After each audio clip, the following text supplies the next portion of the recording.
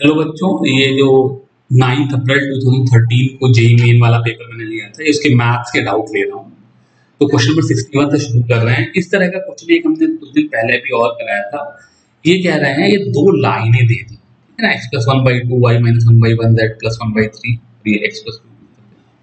तो दो लाइनों में बेसिकली लाइनों को करना है r is equal to a1 plus lambda b1 लिखूं और r is equal to a2 plus lambda या म्यू b2 लिखूं।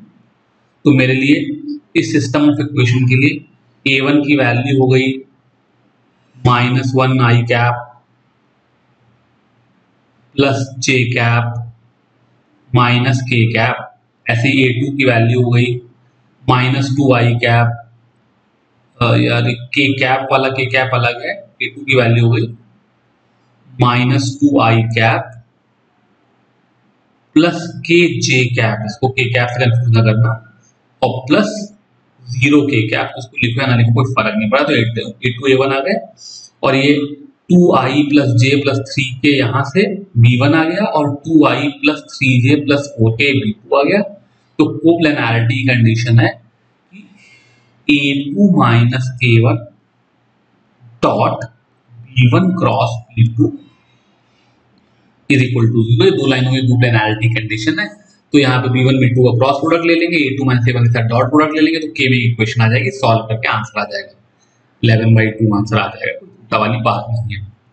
क्वेश्चन नंबर 62 कह रहे हैं, the slope of a tangent at any point on the parabola whose axis is x-axis and vertex is at origin is inversely proportional to the ordinate of the point। तो basically मेरा parabola y square is equal to 4ax है, तो वैसे तो इसका result तुम्हें पता ही होना चाहिए था, लेकिन यहाँ से 2y dy by dx की वैल्यू 4a आएगी, जो स्लोप हो जाएगा 2a by y आ जाएगा। तो स्टेटमेंट 1 सही है। फिर कह रहा था system of parabola y equal to 4ax satisfy the differential equation of degree 1 and order 1। ये बात भी सही है, तुम देखो यहाँ पे a है, उसको एलिमिनेट करने के लिए एक बार डिफरेंशिएट करके ये 4a की ही वैल्यू वहां डाल देंगे, तो मेरे पास एक फर्स्ट ऑर्डर फर्स्ट डिग्री की डिफरेंशियल इक्वेशन मिल जाएगी। लेकिन इसका करेक्ट एक्सप्लेनेशन नहीं है। वो अगर मान लो कोई भी वेरिएबल होता, कोई भी इक्वेशन होती, सपोज करो मैं इसी की जगह पर x square is equal to 4ay लिखूं, ठीक है, वो भी डिग्री 1 ऑर्डर 1 की डिफरेंशियल इक्वेशन बनाएगा। लेकिन इसके लिए उस स्टेटमेंट 1 सही हो ये जरूरी नहीं है। Statement 1 is true, statement 2 is true, but statement 2 is not the correct explanation of statement, ठीक है। क्वेश्चन नंबर 63 में कह रहे हैं, if z1 and z2 be two complex numbers such that z2 by z1 be purely imaginary number। जो लिखा है उसको कर लो, बहुत आसान सवाल था। मैं अगर z2 by z1 को मान लो के आई लिख दूं, तो यहां से z2 की वैल्यू z1 इंटू के आई होगी, यहां सब्स्टिट्यूट कर लूं तो यह आ जाएगा 2z1 plus 3k z1i upon 2z1 minus 3k z1i का मॉड।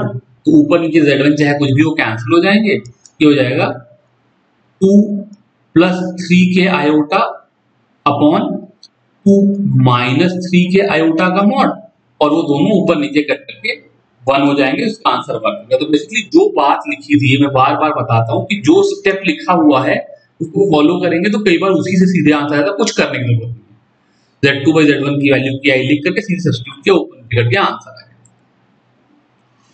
नंबर 65 कह रहे हैं, the lines 5x plus 8y is equal to 13 and 4x minus y is equal to 3 contains a diameter of the circle। ये जो भी circle equation है, then तो भाई ये सवाल तो बड़ा लंबा सा है करने के लिए, लेकिन मुश्किल बिल्कुल भी नहीं है।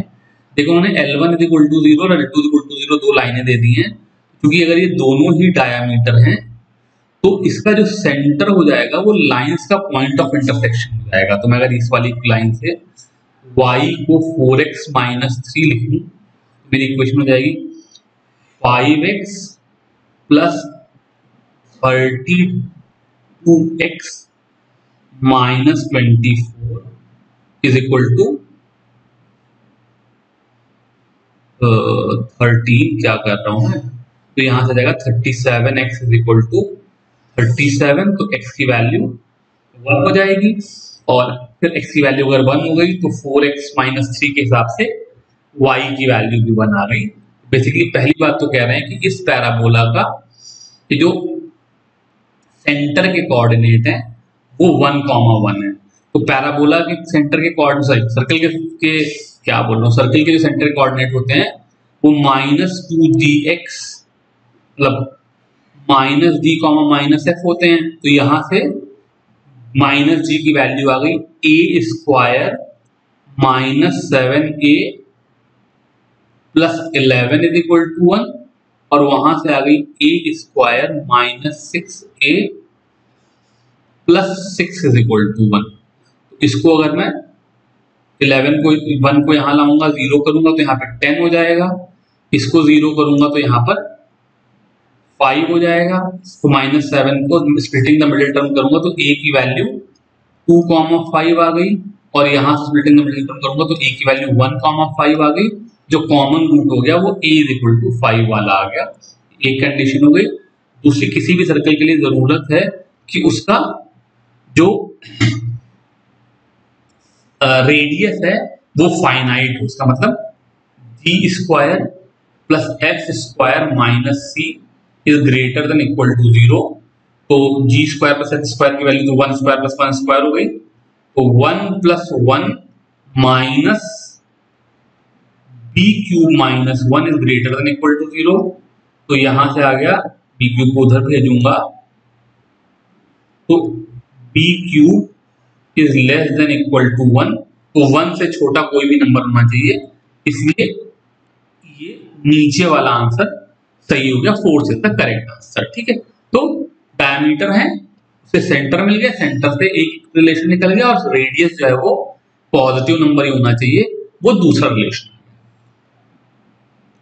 ये क्वेश्चन बड़ा इंटरेस्टिंग है। कहते देखो x is equal to 0 to y dt root 1 plus t square. तो बच्चे इसमें क्या फंस जाते हैं, वो सोचते हैं हम ये इंटीग्रेशन कर लें, लेकिन इसमें इंटीग्रेशन करने की जरूरत नहीं है, बिकॉज जैसे मेरे पास ये रिलेशन आया वैसे मेरे पास रिलेशन आ गया dx by dy is equal to 1 upon root 1 plus y square. क्योंकि मुझे इंटीग्रेशन थोड़ा नहीं, मुझे डिफरेंशिएशन करना है। जैसे ये रिलेशन आ गया वैसे मैंने कहा भाई dy by dx निकाल लिया, हो जाएगा रूट 1 प्लस वाई स्क्वायर, और यहां से d2y by dx स्क्वायर हो जाएगा d by dy of this function into dy by dx। Because obviously function मेरा y में है, तो मैं x के रेस्पेक्ट में डिफरेंशिएट कर नहीं सकता हूं, इसको y के रेस्पेक्ट में डिफरेंशिएट करूंगा और फिर dy by dx से मल्टीप्लाई करूंगा, चेन रूल लगा दूंगा। तो ये हो जाएगा 1 over 2 root 1 plus y square into 2y, ये वाला टर्म हो गया, और इंटू dy by dx का रूट 1 प्लस वाई स्क्वायर। तो ये ऊपर नीचे कट गया, 2 से 2 कट गया, y आ गया, ये करेक्ट आंसर। ये जो क्वेश्चन है बेटा ये थोड़ा सा गलत है, बताता हूं क्यों गलत है। कह रहे हैं कि a1 a2 a3 are an ap such that a1 से लेकर के ap तक का सम और a1 से लेकर aq तक का सम p cube by q cube है।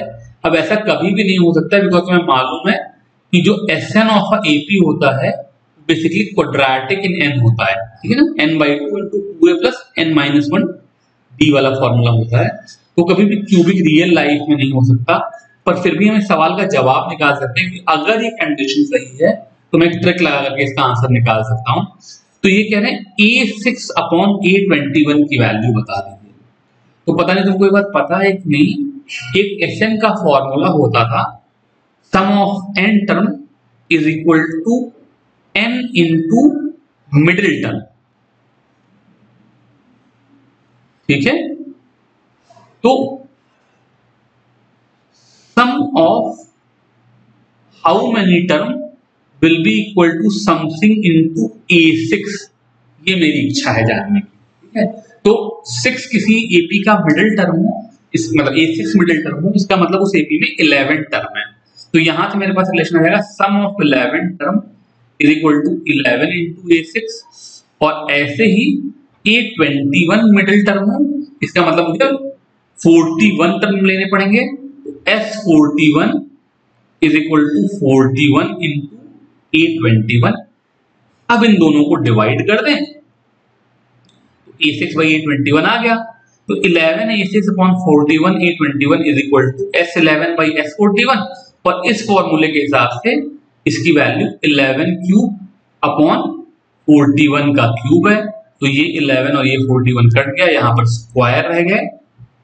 11 का स्क्वायर 121 और 41 का स्क्वायर 1681।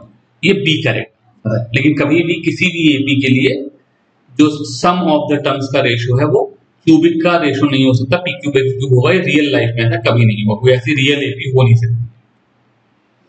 क्वेश्चन नंबर 69, देखो बहुत लोगों से सवाल गलत हो जाता है, लेकिन ये बहुत ही वैसा वाला सवाल है कि भैया स्टेप बाय स्टेप जो बात लिखी है उसको फॉलो करते चलो तो काम चल जाएगा। तो स्टेटमेंट 1 कह रहा है the equation x log x is equal to 2 minus x is satisfied by at least one point of x lying between 1 and 2। ये बात हमने कह रखी है, लेकिन जिसका स्टेटमेंट 2 है वहां सारी जानकारी दे रखी है। कह रहे हैं function fx is equal to x log x is an increasing function in 1, 2। ये बात सही है। अब इंक्रीजिंग डिक्रीजिंग तो बहुत मुश्किल है नहीं, मैं करके दिखा नहीं रहा हूं, बट यहाँ पर तुम f' x करोगे तो हमेशा पॉजिटिव आएगा। और gx is equal to 2 minus x is decreasing, इसमें तो कोई कहने वाली बात ही नहीं है। तो इसका मतलब अगर मैं 1 और 2 के बीच में ग्राफ बनाऊं कि x is equal to 1 है, x is equal to 2 है, तो जो gx है उसका ग्राफ 1 से 2 की तरफ स्ट्रेट लाइन है, इसमें कोई समस्या नहीं है। पर अगर fx इंक्रीजिंग फंक्शन है तो x is equal to 1 पे इसकी वैल्यू 0 है, बिकॉज log x की वैल्यू 0 होती है, और x is equal to 2 पे इसकी वैल्यू 2 log x है, जो कि कुछ 0.693 का डबल 1.14 हो जाएगा। तो ये फंक्शन इंक्रीजिंग है, ये डिक्रीजिंग है, तो ये खाली एक जगह पर इंटरसेक्ट करेंगे। तो इसका मतलब statement 1 is true, statement 2 is true, and since statement true is true that is why statement 1 is true. So that's the correct explanation. Question number 70 में थोड़ी सी टाइपिंग मिस्टेक है, यहाँ पे एंड नहीं होना चाहिए था। कह रहे हैं late a b and c be 3 vectors, a vector of type b plus lambda c for some scalar lambda whose projection on a is of the magnitude √2/3। भाई किसी वेक्टर का a पे जब मैं मैग्नीट्यूड निकालता हूं, तो मान लो वेक्टर वे है, ये वेक्टर a है, तो इसका जो प्रोजेक्शन होता है वो v cos थीटा हो जाता है, जो कि basically a dot v upon mod a हो जाता है। तो मैं यहां पर ऐसे ही a dot b plus lambda c upon mod a is equal to √2/3 लिखूंगा। तो लेमडा में एक वेरिएबल में एक इक्वेशन बन जा रही है, सॉल्व करके लेमडा निकाल लेना, सरल सी बात थी, ये हो जाना चाहिए था, दिक्कत नहीं होनी चाहिए। क्वेश्चन नंबर 72 कह रहे हैं the value of a for which one root of the differential of this quadratic equation exceeds 2 and the other is lesser than 2 are given by. तो भाई देखो ये तो ग्राफ से करने वाला सवाल है, बहुत ही क्वाड्रेटिक इक्वेशन के सवाल ग्राफ से बहुत अच्छे हो जाते हैं। देखो जैसे ही मैं इस चीज को देखता हूं मुझे ये बात चल जाता है कि भैया ये ऐसा वाला पैराबोला है। अब अगर एक रूट 2 से छोटा है और एक रूट 2 से बड़ा है तो मेरा पैराबोला कुछ ऐसा बनेगा, पर अगर ऐसा बन रहा है तो इसका मतलब f2 की वैल्यू नेगेटिव होगी। बस दो बातें होनी चाहिए कि अगर f2 की वैल्यू, तो ये वाला पैराबोला तो यहां पॉजिटिव होगा ही और यहां भी पॉजिटिव होगा। अगर 2 से पहले ये 0 हो गया है और 2 के बाद वापस पॉजिटिव जा रहा है, f2 की वैल्यू 0 हो जाएगी, यानी कि मेरी इक्वेशन हो गई 4 minus a plus 1 into 2 plus a square plus a minus 8 is less than equal to 0। इसको रीअरेंज करेंगे तो आ जाएगा a स्क्वायर, यहां से -2 है, यहां से a, तो -a, और ये 4 और ये -2 यानी कि 2, और ये -8 का ये -6 is less than equal to 0। Splitting number return करेंगे तो a -3 a plus 2 is less than equal to 0 हो गया। अब ये जो टर्म है a में एक पैराबोला हो गया जो कि -2 पे नीचे जा रहा है और फिर 3 पे वापस आ रहा है, तो ये पैराबोला लेस देन 0 होगा -2 से 3 के बीच में, इसलिए c correct answer. Question number 73 कह रहे हैं, the surface area of a sphere is of radius r is increasing uniformly. तो यहां से आ गया भैया ds by dt is equal to constant. तो ds बाई dt को मैं बेसिकली लिखना चाहूँ, सरफेस एरिया स्फीयर का 4 पाई r स्क्वायर होता है, तो ये हो जाएगा 8 pi r dr by dt is equal to constant. यहां से dr बाई dt की वैल्यू 1 बाई r के प्रोपोर्शनल आ जाएगी, और फिर dv बाई dt जो आ जाता है वो 4 पाई r square dr by dt आ जाता है। वहां पे वैल्यू डाल दूंगा तो r स्क्वायर से एक r कट जाएगा, इसलिए प्रोपोर्शनल टू r आ जाएगा। क्वेश्चन नंबर 74 में कह रहे हैं, the probability of a man hitting a target is 2/5। He fires at the target k times, where k is a given number, then the minimum case so that the probability of hitting the target at least once is more than 7/10। तो देखो इस तरह के सवाल में क्या होता है, क्योंकि कह रहे हैं probability of hitting the target at least once is more than 7/10, तो यहां से ज्यादा अच्छी बात होगी कि probability of not hitting the target is less than 3/10। अभी बहुत सरल सी बात हुई कि अटेम्प्ट में एक बार भी टारगेट हिट ना करें, इसकी प्रोबेबिलिटी KC0 मतलब इंटू 2/5 की पावर 0 इंटू 3/5 की पावर k है, बाइनोमियल लगे ना, तो सक्सेस की प्रोबेबिलिटी 0 और फेल्योर की प्रोबेबिलिटी 3/5, सक्सेस की प्रोबेबिलिटी 2/5 उसकी पावर 0, फेल्योर की प्रोबेबिलिटी 3/5 उसकी पावर k है। बेसिकली सिंपली 3/5 की पावर k होगा, जो कि हम डायरेक्ट में कह सकते थे एक बार फेल होने की प्रोबेबिलिटी 3/5 है, तो k बार फेल होने की प्रोबेबिलिटी 3/5 की पावर k हो जाएगी। इसको मुझे 0.3 से नीचे ले जाना है, क्योंकि मालूम है 3/5 की वैल्यू 0.6 होती है, 0.6 तो खैर बड़ा ही है, इसका स्क्वायर करेंगे तो 0.36 हो जाएगा, ये भी बड़ा है, एक और बार मल्टीप्लाई करेंगे तो ये 0.216 हो जाएगा, जो कि 0.3 से छोटा है, इसलिए k इक्वल टू 3 पे मेरा मिस करने की प्रोबेबिलिटी 0.3 से कम या हिट करने की प्रोबेबिलिटी 0.7 से ज्यादा होता है। क्वेश्चन नंबर 79 देखो, फिर ऐसा सवाल है कि जेई में ऐसा सवाल बीच बीच में आता है जब बच्चे गड़बड़ करते हैं, बिल्कुल अच्छा नहीं लगता है। जो लिखा है उसे फॉलो कर लेना है। मैं करके दिखाता हूँ। ये कह रहे हैं भैया ए और बी दो वेक्टर हैं, हमारा आंसर ऐसा आ रहा है, तुम क्या कर लो भैया, ए को simply ax i cap plus ay j cap plus az k cap मान लेते हैं, और ऐसे बी को मान लेते हैं bx i cap plus by j cap plus bz k cap. इतना टाइम नहीं लगाना चाहिए, तो सीधी बात है। अब देख सकते हैं आई का कोफिशिएंट कितना हो रहा है, तो भाई यहाँ पे क्या कह रहे हैं, या तो आई का कोफिशिएंट ax आ जाए, या आई का कोफिशिएंट bx आ जाए, या i का कोफिशिएंट a क्रॉस b का कोफिशिएंट हो जाए, या b क्रॉस a, तो यही तो बदल जाएगा क्या आंसर आ रहा है। तो i का कोफिशिएंट कैसे निकाला, पहले कहा i क्रॉस a, तो i क्रॉस a का मतलब हो गया i cross i 0, i cross j is k, तो ay k और i cross k is minus j, तो माइनस az j, ये आ गया मेरा आई क्रॉस के। अब जब इसको बी के साथ डॉट प्रोडक्ट लेंगे तो ये बी वाई ए जेड नेगेटिव और ए वाई बी जेड पॉजिटिव हो जाएगा। अरे क्या लिखा है, बी जेड है, ये मेरा आई का कोफिशिएंट हो गया। और तुम्हें मालूम है जब मैं आई क्रॉस बी करता था तो ये आई होता था, यहाँ पे ए वाई होता था, यहाँ पे बी जेड होता था, यहाँ पे ए जेड होता था, यहाँ पर बी वाई होता था। तो आई का कोफिशिएंट ए वाई बी जेड माइनस ए जेड बी वाई होता था, इसलिए ए क्रॉस बी वाला आंसर हो गया। तो जो लिखा है बस खाली इसको फॉलो करना है, इन सवालों में तो बिल्कुल भी गलती नहीं होनी चाहिए।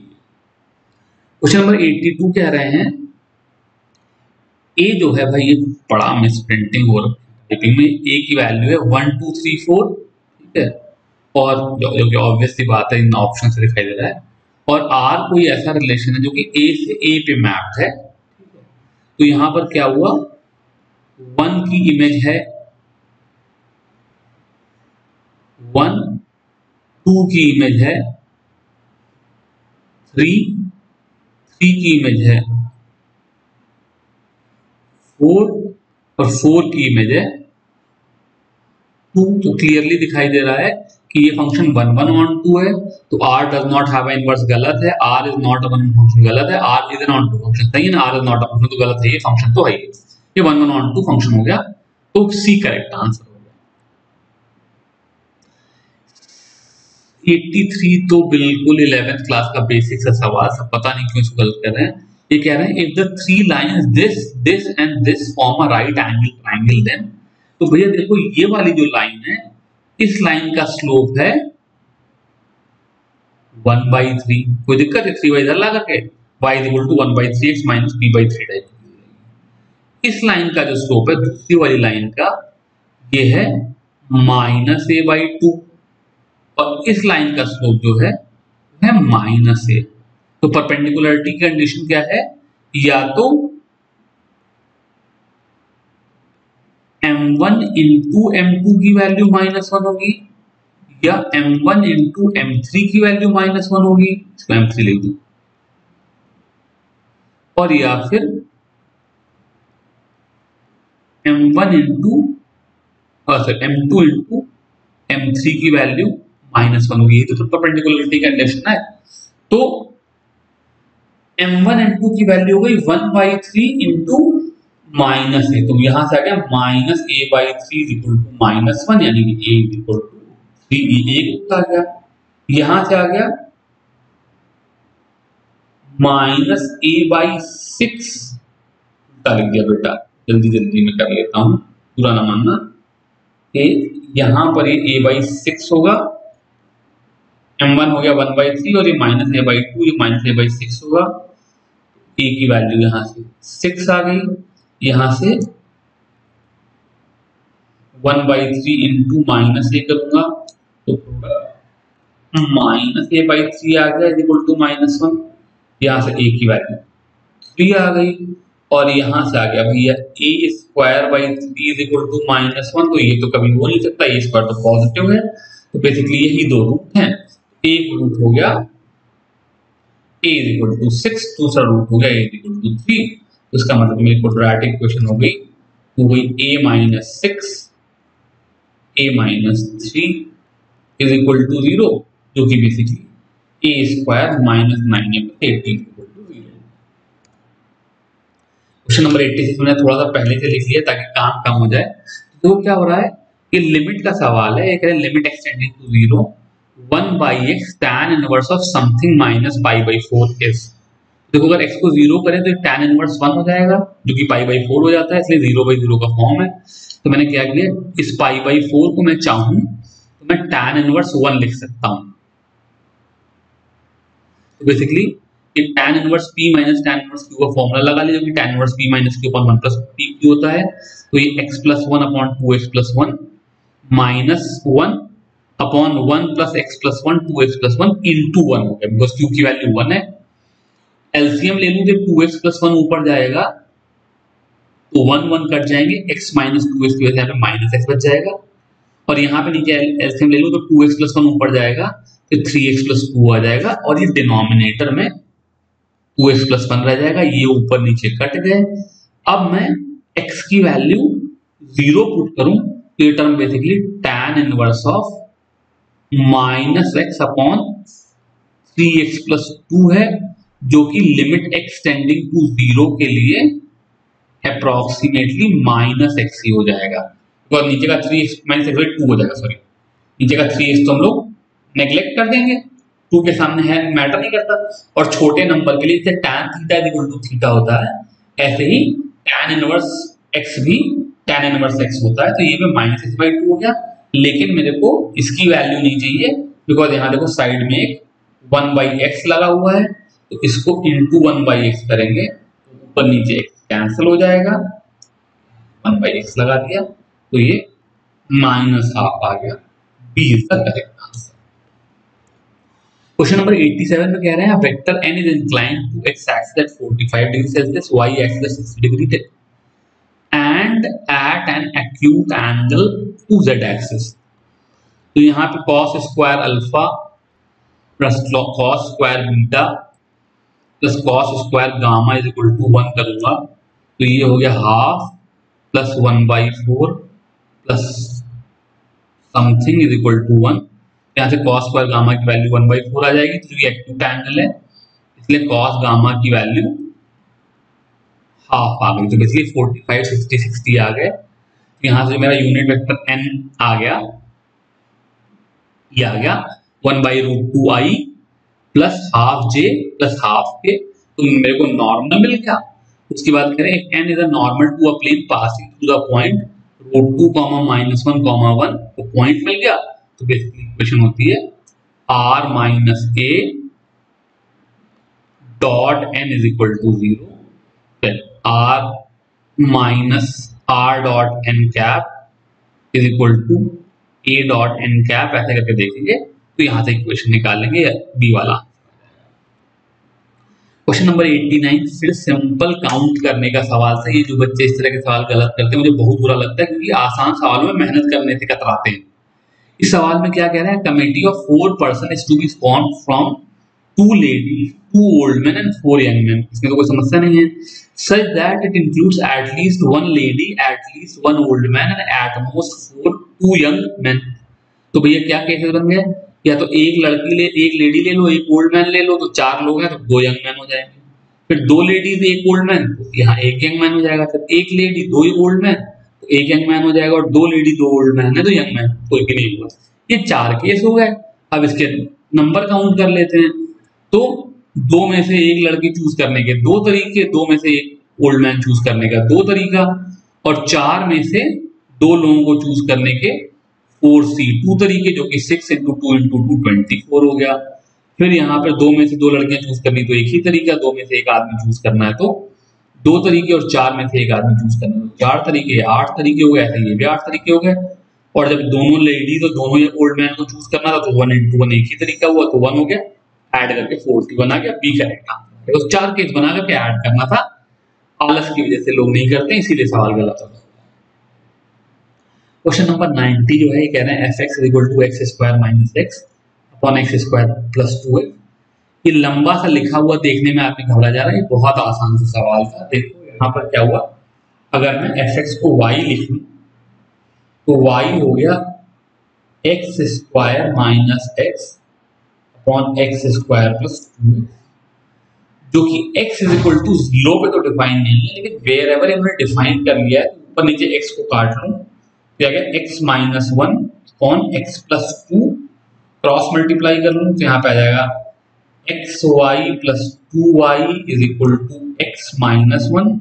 ये 1 इधर भेजूं और ये xy इधर भेजूं तो मेरे पास रिलेशन हो जाएगा 2y + 1 = x 1 - y, या x की वैल्यू 2y + 1 अपॉन 1 - y। तो यहां से भैया मैंने निकाल दिया f इनवर्स x की वैल्यू हो गई 2x + 1 अपॉन 1 - x। अब इसको डिफरेंशिएट करना है तो क्वेश्चन रूल लगा लिया, 1 - x × 2 minus 2x + 1 × -1 upon 1 - x का होल स्क्वायर। तो यहां से 2 - 2x हो जाएगा, और यहां पर +2x + 1 हो जाएगा अपॉन 1 - x का होल स्क्वायर। ये दोनों 2x कट गए, ये 3 अपॉन 1 - x² हो गया। इसके साथ ही हमारे सारे डाउट खत्म हो गए। मैं क्लास बंद कर रहा हूँ। Thank you very much.